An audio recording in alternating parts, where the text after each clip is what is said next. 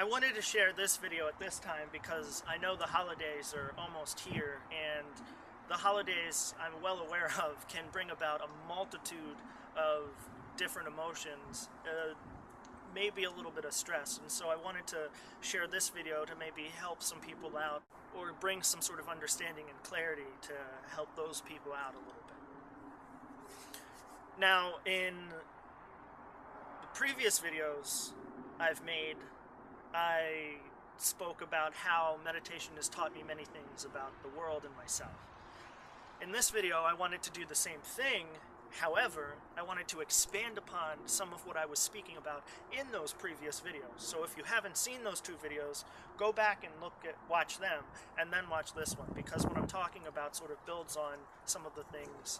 Now, in those two previous videos, I spoke about how sometimes the mind can be more of an obstacle as opposed to an ally. I talked about how the mind sometimes uses fear to keep us out of the moment, and I also spoke about how the mind sometimes tries to stop us from seeing and understanding more to the world. And I understand how this might be something that some people may not understand fully, because a lot of people associate the mind as part of, if not their entire self. And unfortunately, that's not the case. A dear friend of mine once told me, if you're looking for yourself in your mind, then you're going to be very disappointed. See, here's the thing. The mind is a computer. It's a tool, and it's constantly downloading information all the time. Right now, it's downloading information about what I'm saying to you. It's also downloading information about what's on your periphery, and it might be downloading information about what you're going to eat later, and so forth and so on. And like any tool, we need to understand how to use it in order to get the results we hope for, right? But first, we should probably do a little troubleshooting about the mind. The mind is so loud, it's so loud, much louder than any other part of ourself. And it says all kinds of things to us. And all those things that it's saying to us is just information that it's downloading, right? But ultimately, we choose what parts we want to pay attention to, right? But sometimes our minds can be so loud, it's hard to not pay attention to all kinds of things. Sometimes it says things, good things, like, you're so popular, or you're the best person on the team. And other times our mind can tell us super negative things like, you're a terrible, awful, miserable person. And how can we not listen to that, right? It's so loud. Because it's also coming from that place. It's that place that we perceive that is telling us what is and isn't real. There are a lot of people who might be thinking, well, why does it always seem like I'm paying attention to negative things or unhappy things? And there's actually a reason for this, okay? The New York Times did a big article about this in March of 2012. Now, the whole article is linked below in the About section on my YouTube page, so you can check that out whenever you want to. But I'm going to give you a quick summary of the article. Negative thoughts are more memorable, readily available to us, partially due to an evolutionary basis. To quote the article itself, quote, survival requires urgent attention to bad outcomes, but less urgent with regards to good ones, end quote. The article goes on to say how evidence for this can be found in animals as well. And there you go. When we're in that negative space and following and trying to pay attention to those negative parts of our lives, we're doing no better than the animals around us, living in fear all the time. What's next? What's going to happen next? Something might attack me. But what I'm getting at is this. While the mind is so loud and shouting at us and we listen to it, we're ignoring a whole nother part of ourselves. We're ignoring the soul, the spirit, the light, whatever you want to call it, that's inside of us. And here's why. The mind while it's shouting at us, we don't hear what the soul, spirit, light, or whatever you want to call it is saying, because it doesn't say a damn word. It just lets things be as is. And I think that's why meditation or some sort of introspection is so important, because it helps you get to that place in yourself. But it's up to you to bring that, letting it be as is, to the surface. Because when you sit with yourself in the moment, you see not what is real, but what is true. Now, speaking of something true, I wanted to also share something that I've learned through meditation that I think is something really important that I think can help out a lot of people. And that's the difference between negativity and frustration. Frustration is natural. That's going to happen to you in life. Frustration is born out of a desire in an attempt to perform or accomplish something. It's like, say your whole family likes apples, and you ran out of apples, so you go to the store to get some apples, but as soon as you walk into the store, someone tells you, we just sold our last bunch of apples. Frustration. Another example of frustration is when a loved one says something that offends you or upsets you in some way, right? But I think the most common example of frustration that everyone probably knows about is when you accidentally hit your hand with a hammer. Frustration is like sporadic pangs, little grunts, like when you hit your hand with a hammer, or sighs. Can't believe this is happening. But negativity, on the other hand, is not negative.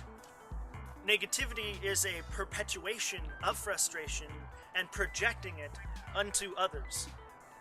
It's basically when you take your frustrations out on other people.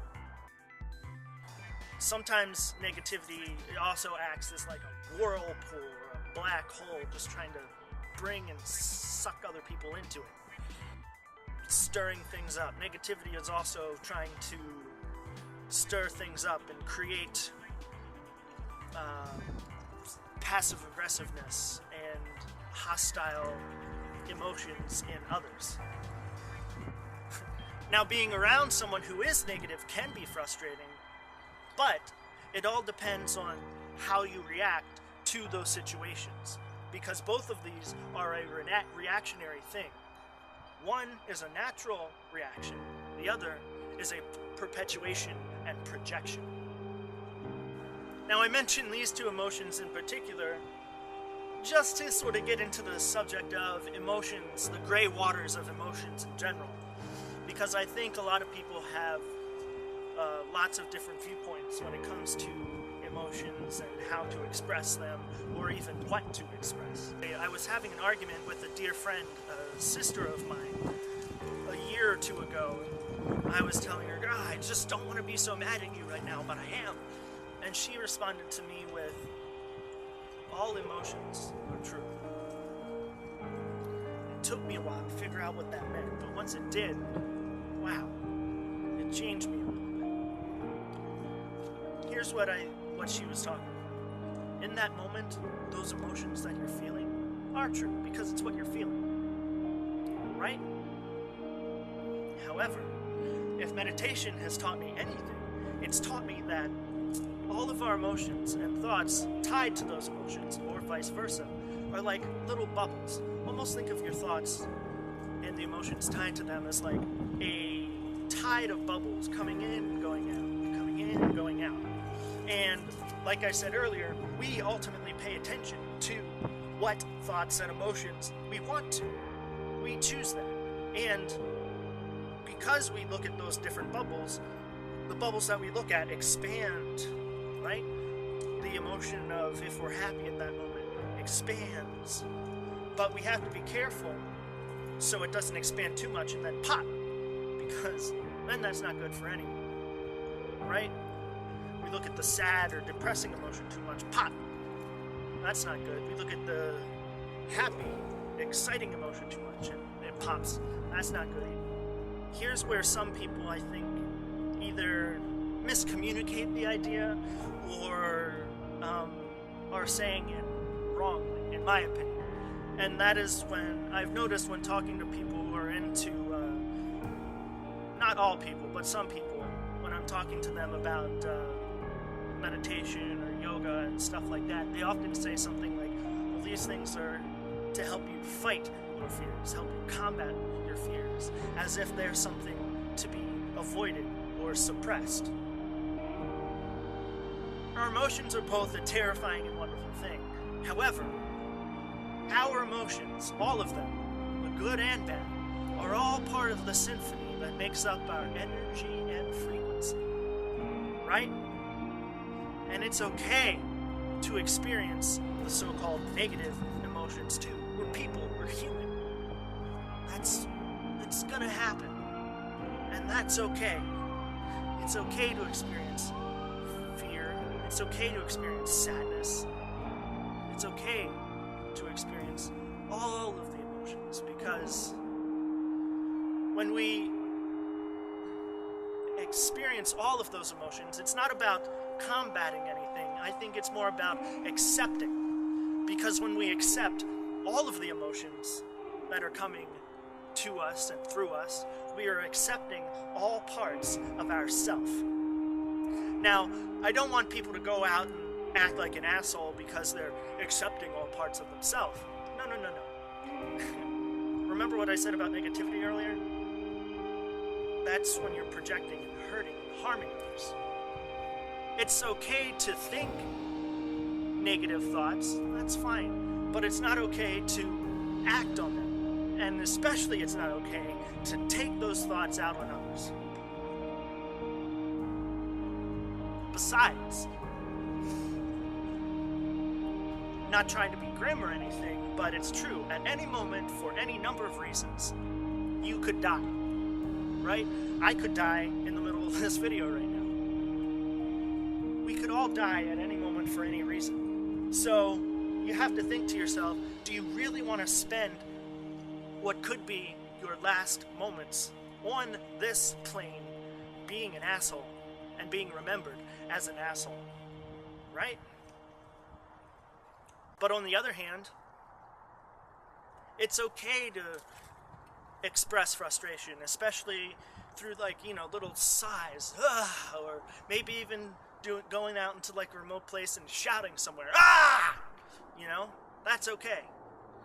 Or if you're, maybe climb a tree or shout into a pillow or punch a pillow or something, But don't take it out on any living thing. Well, grass is living and trees are living. But I think you understand what I mean. I also wanted to say that this video will probably be my last one for a little while, because I'm going to be doing some traveling soon, and I don't know when I'm going to find time, at least in the short future, to make another one. So, but I will be keeping everyone up to date on what I'm doing on Facebook. And also, if you want to check out more of what I've been learning through meditation, I've also added my blog down below in the About section too. So definitely check that out. I hope everyone has a very wonderful holidays and spends it in peace, serenity, light, and happiness. But remember, it's okay to have those frustrations as well.